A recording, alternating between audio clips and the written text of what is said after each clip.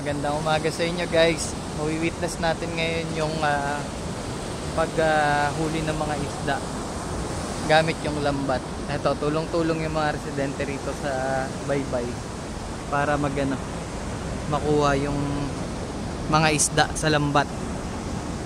Ayan, hatak-hatak na nila, nasa dulo. Ayan. Si tatay. Mamimili ka dyan, tay? Akala ko mamimili si tatay. May daladalang timba at timbangan na eh. Ganyan sa pukot. Anong tawag dyan, tay, sa ginagawa nila? Pukot. Pukot. Yun o. Si kuya nakakuha na. Malapit